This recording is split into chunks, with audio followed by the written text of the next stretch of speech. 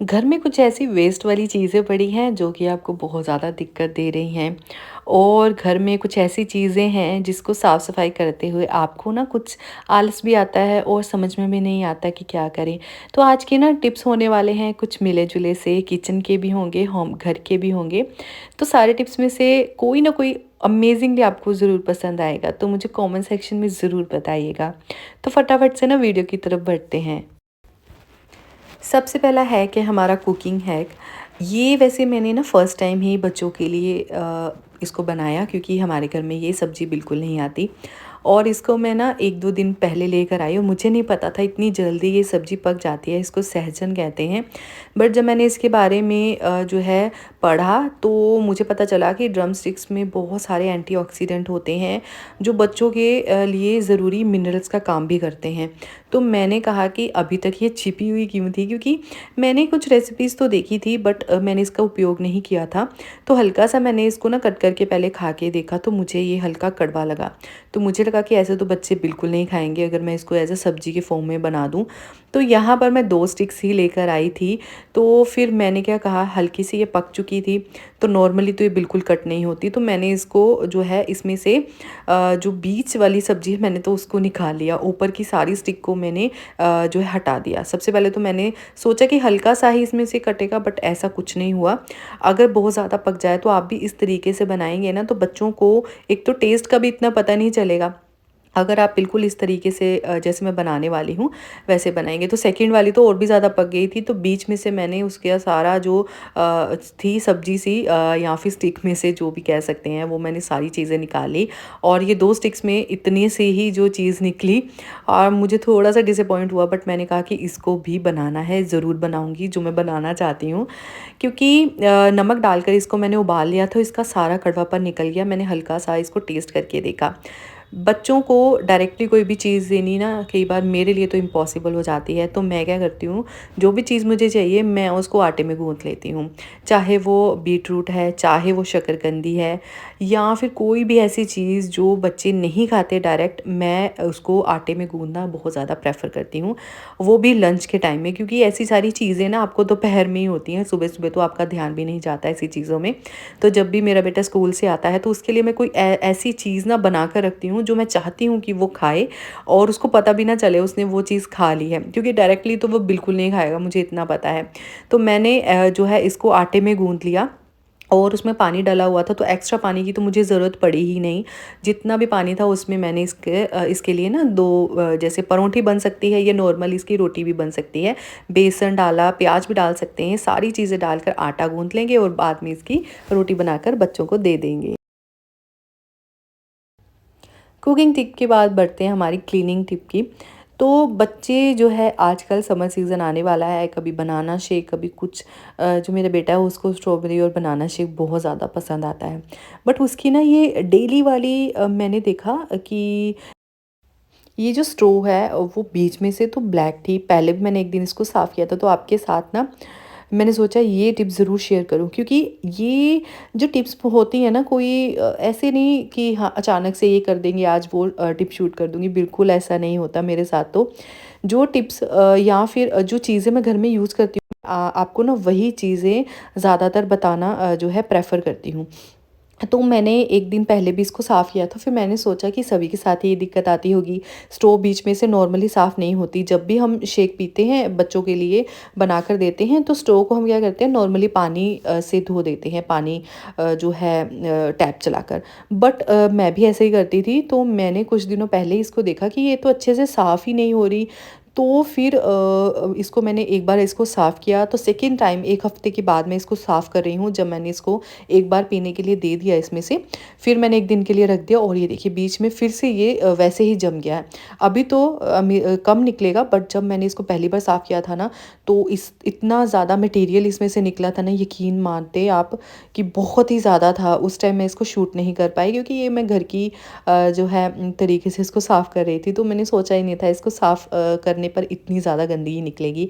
तो यहाँ पर गर्म पानी का इस्तेमाल किया है, बहुत ज़्यादा गर्म भी नहीं, ताकि गर्म पानी से ना ये जो सारी मैल है वो निकल जाएगी। और बेकिंग सोडा वगैरह मैंने इसमें डाल दिया है, नॉर्मल नींबू वगैरह वो आपको पता ही है, ये सारी चीज़ें डलती हैं।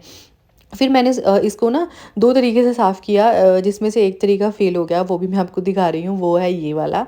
आप ना किसी टूथपिक के ऊपर मैंने यहाँ पर टिश्यू पेपर लगा दिया। तो सबसे पहले तो मैंने सिर्फ़ आपको दिखाने के लिए इस क्लिप को ऐड किया है। देखिए कितनी ज़्यादा इसमें से गंदगी निकली है। अभी मैंने इसको 5 मिनट के लिए रखा है, अगर आप इसको आधे घंटे के लिए, 1 घंटे के लिए छोड़ देंगे ना, इसके अंदर जितनी भी पपड़ी वगैरह जमी हुई होगी ना, गंदगी होगी, वो सारा पानी में आ जाएगी। क्योंकि मैं ये शूट कर रही थी रात को, तो इतना टाइम नहीं था, तो मैं इसको 5 मिनट ही रख पाई। और ये सेकंड टिप जो कि मुझे ज़्यादा इफ़ेक्टिव लगी, जो पहले भी बहुत ज़्यादा इफ़ेक्टिवली काम की थी, वो है सिलाई। आप सिलाई का उपयोग करेंगे ना और बीच में टिश्यू पेपर डाल देंगे, तो वो जो सारी गंदगी है ना दूसरी साइड से बाहर आ जाएगी। तो जब भी आप बच्चों के लिए कुछ भी बनाएं ना, ऐसी स्टोव वगैरह लें, तो आप उसको अच्छे से साफ़ करके रखें। तो बस यही एक बार बताना चाहती थी। मैंने 2-3 बार इसको डाला है साफ़ टिश्यू पेपर को, और ये दोनों नॉर्मली साफ़ हो गई हैं। तो आप इसको ज़रूर ट्राई कीजिएगा। अब बात कर लेते हैं वेस्टेज वाली टिप की। घर में सोया सॉस की जो बोतल है ना, ये एक्सपायर हो चुकी थी, क्योंकि हमारे घर में नूडल्स वगैरह सोया सॉस ये कम ही, मैं बहुत ज़्यादा कम उपयोग करती हूँ। तो कई बार ऐसी चीज़ें ना क्या कहनी होना एक्सपायर हो जाती हैं। ज़्यादातर मैं क्या करती हूँ कि जो पाउचेज़ आते हैं ना, मैं उसको प्रेफ़र करती हूँ। ये पड़ी हुई थी बिल्कुल लास्ट में जब मैं सफाई कर रही थी किचन की, तो मैंने सोचा इसके ऊपर भी बहुत सारे ऐसे इंग्रेडिएंट थे, जो मैंने इसके इंग्रेडिएंट में चेक किया कि इससे ना जो है क्लीनिंग भी बहुत अच्छे तरीके से हो जाते हैं। तो मैंने क्या किया, सोया सॉस को स्प्रेड कर दिया सिंक में, क्योंकि जो सिंक होती है ना, वो डेली रूटीन में हमारे बहुत ज़्यादा काम में आती है, और ना उसकी हालत भी कई बार ख़राब हो जाती है, वो चमक नहीं रहती। तो मैंने सोचा इसको सिंक के ऊपर मैं ना जो है ट्राई करूँगी, क्योंकि मैंने इससे पहले इसको गैस के ऊपर ट्राई किया था, उसमें बहुत ज़्यादा चमक आ गई थी। तो आज मैंने सोचा इसको सिंक के ऊपर ट्राई करते हैं, और सिंक भी बहुत अच्छे से क्लीन हो जाएगी। और जो नींबू बड़े थे ना, नींबू के जो मेरे छिलके पड़े थे, मैंने साफ़ किया था स्ट्रॉ, तो वही छिलकों से मैं इसको हल्का सा रब कर दूँगी, ताकि नींबू के साथ इसकी क्लीनिंग बहुत ज़्यादा अच्छी हो जाए। तो सारी चीज़ें अच्छे से जो है साफ़ हो जाएँगी। जब भी आपके घर में कोई ऐसी वेस्टेज पड़ी हो ना, तब आप उसको क्लीन करने के लिए काम में ला सकते हैं। कई बार सोया सॉस होती है, टमाटो सॉस होती है, एक्सपायर हो जाती है, पड़े-पड़े नहीं खा पाते, तो आप ये सारी चीज़ें क्लीनिंग के लिए यूज़ कर सकते हैं। जैसे मैंने कोक का दिखाया था, कोक भी आप ऐसे ही यूज़ कर सकते हैं क्लीनिंग के लिए। और जो चमक है ना, बहुत अच्छी चमक आती है, चाहे स्टील के बर्तनों में, सिंक में, गैस के ऊपर, टैप के ऊपर। तो ये सारी चीज़ें हमारे जो है काम में आ जाती हैं, तो कोई भी चीज़ वेस्ट नहीं होती। तो सिंक तो बिल्कुल चमक चुकी है। तो चलिए अब चलते हैं हमारे घर की तरफ। अब है छोटे-छोटे बच्चे हैं, मेरी छोटी-सी बेटी है, और उसके जो खिलौने हैं यहाँ जो है बिखरे रहते हैं, क्योंकि रात के टाइम में वो जागती है 1 बजे तक, 12 बजे तक, तो उसको खेलना होता है।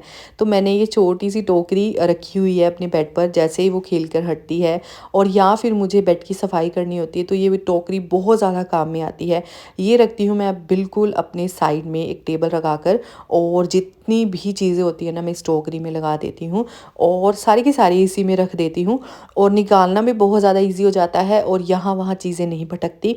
और सेकंडली ऐसे ही चीज़ों को बाद में ना मैं यूज़ कर लेती हूँ। तो अभी मैं आपको ना एक छोटा-सा टिप बताने वाली हूँ, जब भी आप चादर वग़ैरह चेंज करें उससे पहले और ये टोकरी का इस्तेमाल करें। सेकंडली मैं पिलो का यहाँ पर एक टिप देना चाहती हूँ। यहाँ पर मैं डबल जो है पिलो का इस्तेमाल करती हूँ। पता है क्यों? क्योंकि जो डायरेक्ट पिलो होते हैं ना, वो गंदे हो जाते हैं, अगर उसके ऊपर आप कोई भी कपड़ा वगैरह वगैरह चढ़ाकर नहीं रखते।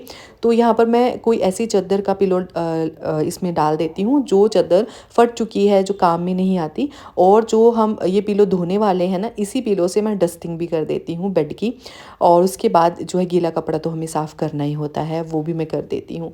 तो जो भी आप चादर वगैरह निकालें, पिलो निकालें ना, उससे पहले आप बेड की सफाई कर लीजिए, डस्टिंग कर लीजिए बहुत ज़्यादा, और उसके बाद आप उसको धो सकते हैं। चलो घर के बाद अब चलते हैं किचन की तरफ। तो यहाँ पर राजमा उबाल रही थी मैं। तो मेरे साथ भी कई बार ऐसा होता है कि जब भी राजमा या छोले वगैरह उबले ना, तो पानी बिल्कुल बाहर आ जाता है। तो इसके लिए एक छोटी-सी टिप है, कोई भी स्टील का बर्तन आप रख सकते हैं छोटा-सा। तो यहाँ पर मैंने फ़ोर्क रख दिया है, छोटी कटोरी भी रख सकते हैं, और जितना भी पानी आपको डालना है आप इसमें डाल दीजिए। उसके बाद नमक, हल्दी जो भी डालना चाहते हैं, और फिर आप इसमें देसी घी या घी या फिर आप कोई तेल ज़रूर डालें। इससे पता है क्या होता है कि जो पानी है वो बाहर ना निकलने में इसमें बहुत ज़्यादा अच्छे से मदद मिलती है। उसके बाद बस आपको ना ढक्कन बंद कर देना है। फ़ोर्क वाला ये वाला तो मेरा बहुत ज़्यादा फ़ेवरेट है। जब भी मैं कोई भी चीज़ जो है कुकर में सीटी लगवाने वाली होती हूँ, तब इसका इस्तेमाल ज़रूर करती हूँ। तो देखिए बिल्कुल भी पानी एक बूँद भी बाहर नहीं आई है और इसको मैंने 3 से 4 कम से कम सीटी लगवाई होगी और उसके बाद जो राजमा है ना, बहुत अच्छे से पक कर तैयार हो जाते हैं और कोई भी पानी बाहर नहीं आता। जब मैं नहीं रखती इसमें कोई भी चीज़, तब पानी ज़रूर से ज़रूर बाहर आता है और फिर मुझे जो है टैप के नीचे उसको लेकर जाना पड़ता है। तो ये छोटी-छोटी टिप हमारे बहुत काम में आती हैं। बढ़ते हैं हमारे अगली कुकिंग टिप की तरफ। वैसे तो राजमा को ही यहाँ तड़का लगाने जा रहे थे, तो मैं आपको एक छोटी सी टिप बता दूँ। जब भी स्टील की कढ़ाई का इस्तेमाल होता है ना, स्टील की कढ़ाई ना साइडों से जब भी तड़का पकता है या मसाला पकता है, तब ना वो साइडों से जो है ब्राउन होनी शुरू हो जाती है। ऐसे कहो कि जल जाती है, मसाला भी हल्का जलने लग जाता है। तो एक तो हमें एक कम से कम मीडियम फ्लेम पर, उसके साइड बाय साइड आप ना ऐसे तेल को फैला लेंगे। उससे क्या होगा ना, जो आपका मसाला जलेगा भी नहीं और जो कढ़ाई है वो भी काली नहीं होगी। हमारी जो बॉटल्स वगैरह आती है ना ऑयल वाली, और ऑयल वाली बोतल में मैं क्या करती हूँ, हल्का सा ना एक होल लगा लेती हूँ। कई बार क्या होता है ना, जब हम इसके ढक्कन को खोलते हैं उसके बाद ऑयल लेते हैं, तो कई बार ना मुझसे तो ज़्यादा ही पड़ जाता है ऑयल। फिर निकालते हैं उसको, फिर अलग किसी बाउल में डालते हैं, क्योंकि बोतल में दोबारा ट्रांसफ़र करना मुश्किल हो जाता है। तो मैं इसके ऊपर कट लगा देती हूँ, इससे ऑयल ना थोड़ा सा ही निकलता है, ज़्यादा ये है। अपने जो फर्स्ट टिप में मैंने बताया था ना, रेज़र को कैसे तीखा करते हैं। अगर अच्छे से जो है रेज़र काम नहीं कर रहा, तो आप क्या करेंगे, इसको करेंगे किसी भी ग्राइंडर के ऊपर जो है अच्छे से रब, और रेज़र को अच्छे से धो लेंगे, क्योंकि ग्राइंडर हम फूड के प्रोडक्ट्स के लिए भी यूज़ करते हैं। तो यहाँ पर इसको ना हमें जो बिल्कुल छोटी वाली साइड है ना ग्राइंडर की, उससे कर रही हूँ। और बस आपको 1 से 2 मिनट भी नहीं, आई थिंक 40 टू 50 सेकेंड ही किया है, आपको बहुत ही बढ़िया रिजल्ट मिलेंगे। साथ ही मौसम चल रहा है, तो मखाना जो है ना बहुत ही ज़्यादा बढ़िया रहता है, कैल्शियम बहुत ज़्यादा मात्रा में होता है। और अगर आप मखाने को ऐसे ही छोड़ देते हैं ना, तो मखाने में कीड़े लगने की दिक्कत रहती है। तो 1 चम्मच देसी घी डालकर ना आप इसको अच्छे से भून कर रख लें। इससे क्या होगा ना, जो मखाने हैं बहुत ज़्यादा टाइम तक आप स्टोर करके रख पाएंगे, और जब भी खाने का मन होगा ना, तो फटाफट से आप क्रंची से मखाने को निकाल सकते हैं और एज इट इज़ ही खा पाएंगे, और बच्चों को भी एज नमकीन के तौर पर इनको दे सकते हैं। किस तरह के मसाले मखानों में डालें, जिससे कि जो मसाले हैं ना अपना पानी वगैरह बिल्कुल ना छोड़े, ताकि मखाने बिल्कुल क्रंची रहें। तो इसमें आप सॉल्ट डाल दीजिए, मैंने काला नमक डाला है, बिल्कुल पिंच ऑफ डाला है। काली मिर्च से बिल्कुल भी मखानों में वाटरी लेवल नहीं आएगा। जैसे हल्का सा पानी छोड़ देते हैं ना नमक वगैरह की चीज़ें, तो काली मिर्च उसको बैलेंस कर लेता है। उसके साथ यहाँ पर मैं ऐड कर रही हूँ लाल मिर्ची पाउडर, तो ये बहुत ज़्यादा तीखी नहीं है।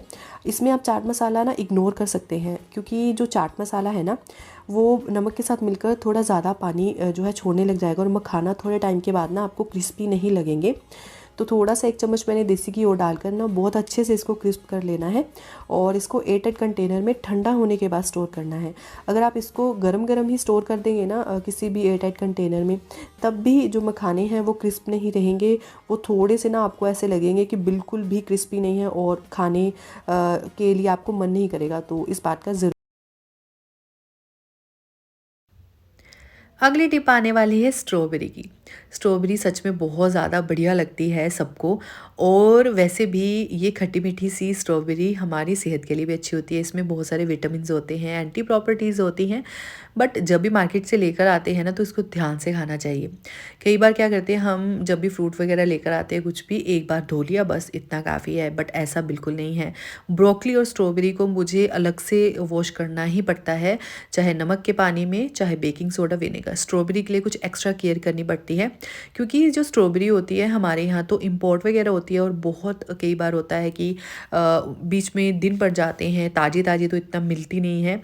तो बीच में पड़ी पड़ी ये ना कुछ स्ट्रॉबेरीज़ ख़राब भी हो जाती हैं। तो जब भी मैं लेकर आती हूँ, तो इसको विनेगर और बेकिंग सोडा में ही जो है साफ़ करती हूँ, और मुझे लगे ये दोनों चीज़ें नहीं हैं तो इसका मैं एक उपाय भी बताऊंगी जो मैंने ऑलरेडी ब्रोकली के साथ किया था।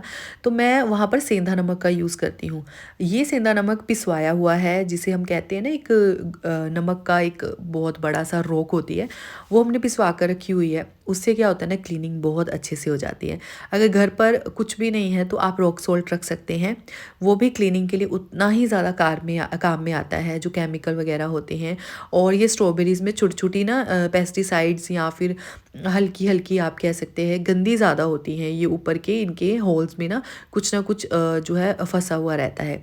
तो 3 से 4 मिनट ज़रूर रखेंगे और इसके बीच में देखिए कि इतनी सारी गंदगी जो है साइड में आ चुकी है, बहुत ज़्यादा है। अगर आप नॉर्मली पानी में वॉश करते हैं ना तो ऐसा बिल्कुल नहीं होता। तो जब भी स्ट्रॉबेरी वगैरह लेकर आए तो आप इन चीज़ों का ध्यान ज़रूर रखें। और ब्रोकली में भी, क्योंकि ब्रोकली में भी जो है दिख नहीं पाते हैं, कई बार कीड़े ना अंदर की साइड रहते हैं। तो यहाँ पर अच्छे से साफ़ कर लेंगे और नॉर्मल पानी से भी 2 से 3 बार कम से कम मैं इसको साफ़ करके लेकर आती हूँ।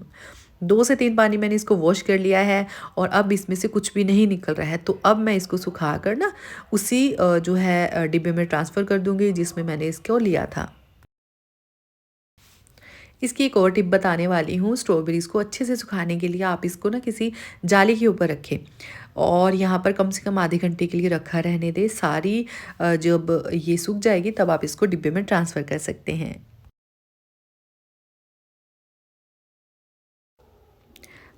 स्ट्रॉबेरी जब भी शेक बनाते हैं ना, तो अगर आप डायरेक्टली स्ट्रॉबेरी का शेक बनाते हैं तो वो खट्टा सा हो जाता है और दूध के साथ इतना ज़्यादा बढ़िया नहीं लगता। तो जब भी स्ट्रॉबेरी बनाए ना तो उसमें केला ज़रूर डालें। एक तो क्या होगा ना, बच्चों को एक क्रीमी टेक्सचर मिल जाएगा, सेकंड मिठास हो जाएगी, थर्ड ये जो है बच्चों की ग्रोथ के लिए। और बनाना शेक तो वैसे ही बहुत ज़्यादा बढ़िया रहता है।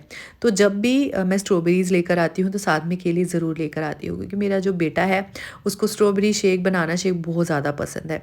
तो मैं क्या करती हूँ, 2 in 1 कर देती हूँ ज़्यादा टाइम के लिए। जब वो कहे कि मुझे स्ट्रॉबेरी खट्टे वाला मैं पी लूँगा, जबकि वो नहीं पीता, मुझे पीना पड़ता है, तब मैं उसको बनाने के साथ ही ऐड करके देती हूँ।